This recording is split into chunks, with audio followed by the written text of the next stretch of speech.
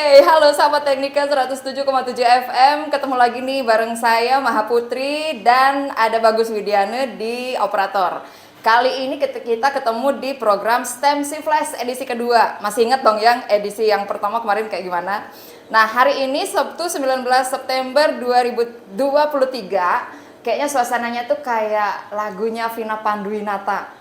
Pada tahu nggak sih September ceria? Nah, lagu itu pas banget untuk menggambarkan suasana yang dirasakan hari ini oleh Bapak Ibu Guru SMK Negeri 3 Singaraja yang lagi ngikutin kegiatan workshop peningkatan kapabilitas GTK yang pagi tadi baru saja dibuka oleh Ibu Sri Kandi kita, Ibu Nyoman Nilon selaku Kepala SMK Negeri 3 Singaraja. Nah, yang bikin spesial nih ya sahabat Teknika, pakai banget gitu spesialnya, adalah kehadiran narasumber yang kece badai dan berhasil diculik oleh Ibu Nyoman Nilon nih, sehari aja ya Mas ya?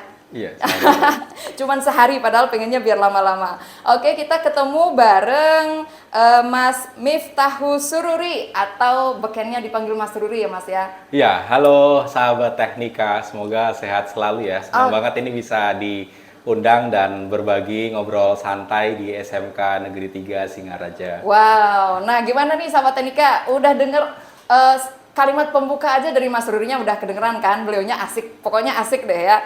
Nah, bisa mungkin kita infokan ya sahabat Teknika ya. Beliau ini masih muda, masih kepala 3 ya Mas ya? Iya, masih 31 tahun. 31 tahun ya.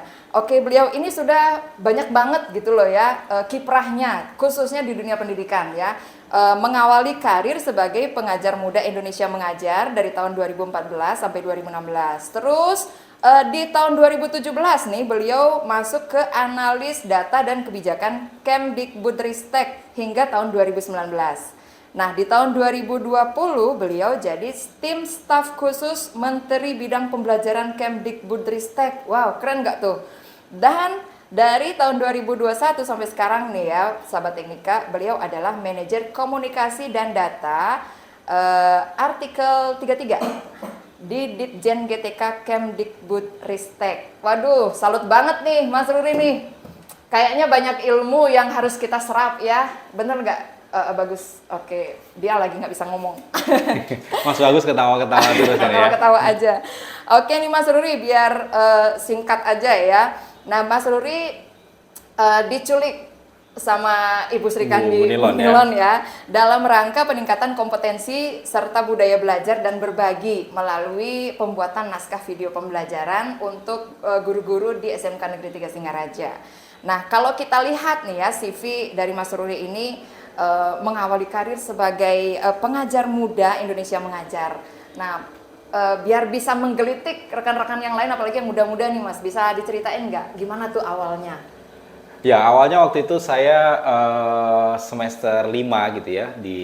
Saya kuliah di Fakultas Pendidikan Ilmu Keguruan dan Ilmu Pendidikan juga, FKIP. Sama DNA saya sebagai guru juga. Orang tua saya itu pernah jadi guru dan ibu saya juga guru ngaji juga di rumah gitu. Jadi saya seneng ngajar gitu. Nah, sejak semester 5 itu saya pingin ngajar ke pelosok negeri gitu untuk bisa ngasah skill kepemimpinan saya. Di lain sisi saya pengen ketemu anak-anak dan ngajar anak-anak di daerah 3T. Nah, waktu itu mimpi itu sejak semester 5 dan saya tetap simpan gitu ya sampai akhirnya saya lulus di semester 8 dan waktu itu ada beberapa program juga yang saya ikuti. Ada Indonesia Mengajar, ada SM3T dan ada Sekolah Guru Indonesia. Nah, kenapa saya lebih memilih Indonesia Mengajar? Karena di situ itu lebih banyak ruang-ruang untuk menumbuhkan skill kepemimpinan kita gitu. Jadi nggak cuma mengajar. Mengajar itu hanya sebagian proses dari membentuk kita sebagai pemimpin-pemimpin muda yang memahami grassroots understanding dan world competent gitu. Jadi gitu awal mulanya ceritanya dan senangnya seleksinya cukup ketat dari 8.001 waktu itu yang apply, yang diambil cuma 52 orang gitu. Jadi nggak sampai 1% yang diterima dan waktu itu saya ditempatkan di Pulau Rupat, Kabupaten Bengkalis, Provinsi Riau yang berbatasan langsung dengan Malaysia gitu. Dan saya ngajar anak-anak kelas 3, 4, 5 SD. Gitu 3, 4, ceritanya 5. ya tentang pengajar Oke. muda. Nah, itu inspirasi banget loh Mas ya, bukan bagaimana. Jadi secara yang anak-anak muda ini dengan perkembangan teknologi itu kan kita nggak bisa menutup mata kalau mereka tuh pasti lebih memilih lingkungan kehidupan yang nyaman, Ya, seperti ya. itu. Jadi makanya anak-anak muda sekarang ini melalui pengalaman yang di-sharing sama Mas Ruri ini sebenarnya tantangan hidup ke depan itu adalah kita mau keluar dari zona nyaman, berani mencoba hal-hal baru di tempat yang menantang. Iya, Betul nggak? betul Oke. banget. Oke Mas Ruri. Nah, ini dalam rangka kedatangan Mas Ruri ini kan kita mau belajar nih ya, termasuk saya nih sebagai guru di sini dan Pak Bagus juga, ya Pak ya, termasuk Pak Bagus juga. Jadi kita memang saya sendiri juga merasakan bahwa kita masih terkendala dalam pembuatan naskah video. Mungkin ide punya banyak gitu, tapi bagaimana mengeluarkan itu terus membuat menjadi naskah dan menjadi konten yang menarik itu. Nah, dari pengalaman Mas Ruri sendiri nih kayaknya udah keliling Indonesia ini Mas Ruri ya. Jadi mungkin Mas Ruri bisa menyampaikan kira-kira yang bikin kita ini kayak gitu apa gitu loh. Kan kita sendiri juga apa sih kok bisa kita mentok gitu kan. Nah, mungkin Mas Ruri bisa sharing pengalaman sehingga nanti kita bisa ketemu juga benang merahnya kayak gitu. Iya, iya. Ya, menarik sekali pertanyaannya. Nah, ini memang salah satu hal yang saya bagikan sebenarnya ke guru-guru di SMKN Negeri 3 Singaraja ini tentang bagaimana langkah-langkah yang tips-tips untuk bisa menulis gitu. Oke. Gitu. Kadang betul kata Ibu tadi bilang kalau kadang kita punya ide tapi sulit banget dituangkan gitu ya. Nah, sebenarnya yang proses yang perlu dilakukan adalah sebenarnya tulis apa yang kita suka dulu gitu. Jadi bukan apa yang kita tahu, tapi apa yang kita suka gitu. Karena kalau misalnya kita suka terhadap sesuatu dan itu dituliskan, maka kita punya motivasi yang cukup kuat untuk bisa menuangkan itu dalam bentuk tulisan-tulisan. Nah, kalau kemudian yang kedua adalah sama seperti kita ingin membajak sawah, kemudian ada teman-teman kalau misalnya ke bengkel itu banyak perlengkapan-perlengkapan yang bisa mendukung para teknisi ini untuk mengerjakan sesuatu. Sama seperti menulis, kalau kita tahu beberapa alat, beberapa tools, beberapa proses atau framework yang bisa kita tahu, sebenarnya kita lebih mudah untuk bisa menulis itu gitu, karena kita udah tahu alatnya, kita udah tahu caranya. Nah, kebanyakan adalah kita belum punya alat untuk bisa memulai langkah-langkah awal untuk bisa menulis sehingga kita stuck di tengah-tengah gitu. Maka dari itu sebenarnya ada 5 step untuk kita bisa menuangkan pikiran kita atau bisa menemukan ide apa yang ingin kita tulis. Yang pertama adalah tentang brainstorming. Nah, brainstorming itu adalah tahap mengeluarkan ide gitu. Jadi idenya tidak perlu dihakimi, dikeluarkan saja gitu, kata demi kata, kemudian frasa demi frasa, point of view-nya dikeluarkan dulu gitu. Kemudian setelah semua kata-kata itu keluar, dituliskan, kemudian kita baru masuk tahap clustering gitu. Kita perlu mengcluster ide-ide tersebut, baik dari aspek kalimat atau dari aspek kata ini sebenarnya masuk ke mana gitu. Masuk ke wilayah kata kerja, kata benda, kata sifat, kata hubung, kata atau subjek, predikat, objek, itu terserah di clustering dulu gitu, sehingga kita setelah itu baru masuk ke tahap jotting. Nah, saya tadi juga share di ruangan kalau tahap jotting itu menulislah seperti babi yang sedang mengamuk gitu. Kenapa? Karena kita terlalu banyak berpikir sehingga kita nggak keluar gitu idenya. Padahal kita sebenarnya tinggal mengkoneksikan apa yang sudah kita cluster tadi menjadi satu rangkaian kalimat gitu.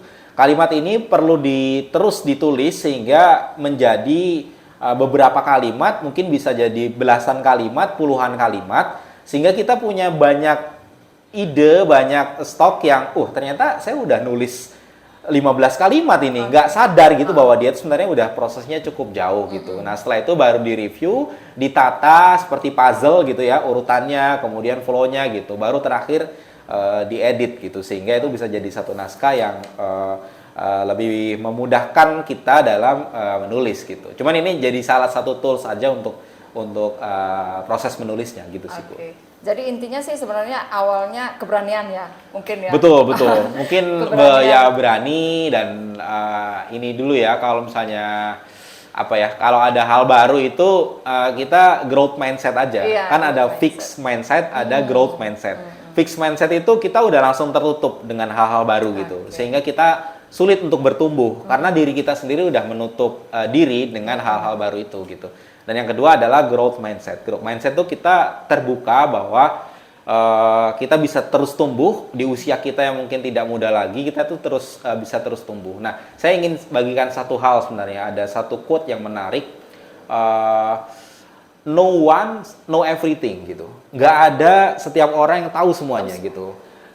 Everyone have something gitu. Jadi setiap orang tuh pasti punya sesuatu. Sehingga kita nggak perlu apa ya, insecure dengan diri kita, padahal sebenarnya kita tuh punya sesuatu yang bisa dibagikan juga gitu. Ya, betul. Mungkin untuk mengawali mengatasi mengatasi keraguan, terus mulai memberanikan diri di brainstorming itu ya Mas ya. Jadi dikeluarin aja Iya, udah. keluarin aja ide-ide yang terkait dengan ide utamanya. Oke, berikutnya nih Mas, gimana Mas Ruri ini melihat sekarang ini teknologi kan makin berkembang. Terus anak-anak muda itu kita agak belum sempat ngelirik, mereka udah kayak gini kayak gitu. Nah, bagaimana Mas Rudi ngelihat hubungan antara guru-guru kita dengan perkembangan teknologi yang sekarang, levelnya sudah seberapa gitu?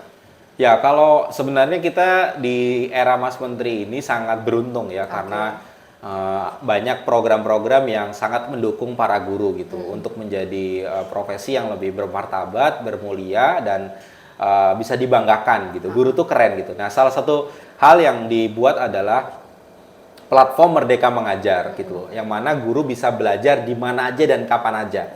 Dulu guru itu belajar nunggu surat tugas gitu. Ya, betul. Dia nggak akan belajar kalau nggak ada surat tugasnya dan harus dikirim kemana. Nah, sekarang tuh sudah ada platform Merdeka Mengajar di mana itu berisi ribuan konten pembelajaran yang bisa diadopsi oleh guru-guru kita untuk bisa membuat layanan pembelajaran dan pendidikan yang lebih baik kepada murid-muridnya gitu. Sehingga pemanfaatan teknologi guru dalam mendukung guru untuk mengajar ini lewat platform Merdeka Mengajar ini sebaiknya bisa dioptimalisasikan, karena sebenarnya masalahnya ini bukan tentang ketersediaan sekarang. Masalahnya adalah tentang kemauan para guru untuk bisa terus meningkatkan kapasitas dirinya demi murid-muridnya gitu.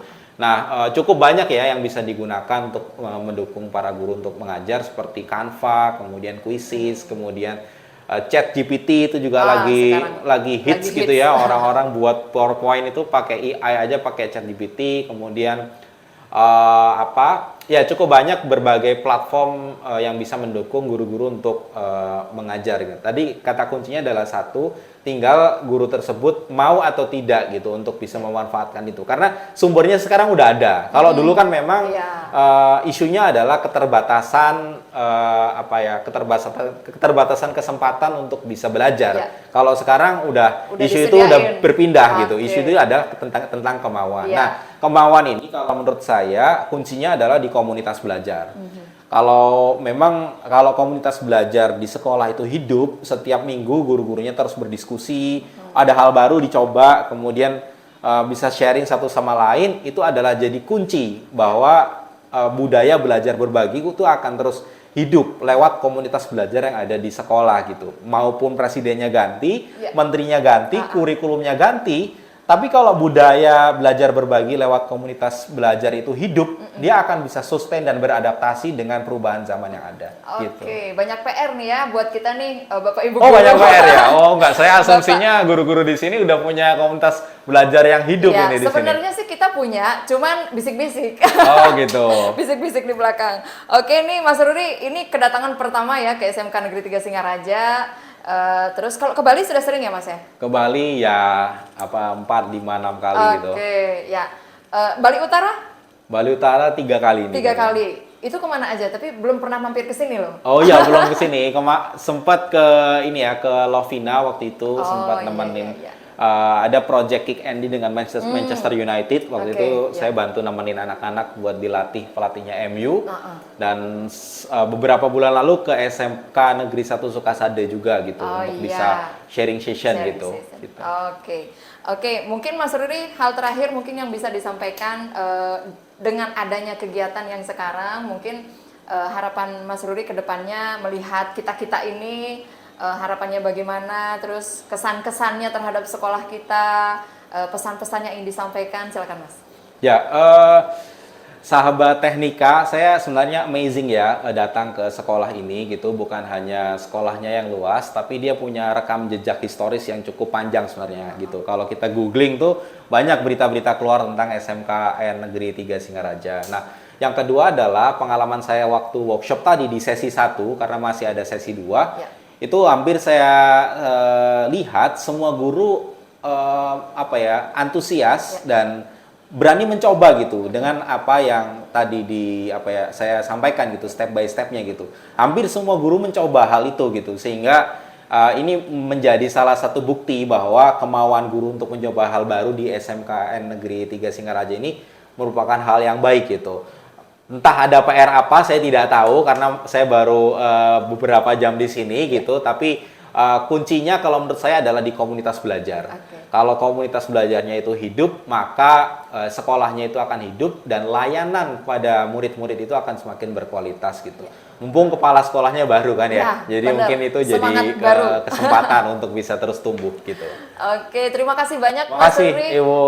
Jadi kita mohon maaf nih kalau ada hal-hal yang kurang berkenan mungkin ya selama gini. Pokoknya yang penting kita senang banget, terima kasih banget Mas Ruri udah bisa menyempatkan waktu di sela-sela kesibukannya datang ke sekolah kita dan terlebih lagi jadi narasumber di program STEMC Plus kita edisi kedua. Ini baru edisi kedua loh Mas. Terima kasih banyak. Oke, sahabat teknika, demikian bincang-bincang kita dengan narasumber kita yang kece badai ya, Mas Ruri dari Kemdikbud Ristek, dan kita akan ketemu lagi di sesi lain dengan narasumber lain yang tentunya lebih seru lagi. Stay tune terus di 107,7 FM. See you, bye-bye.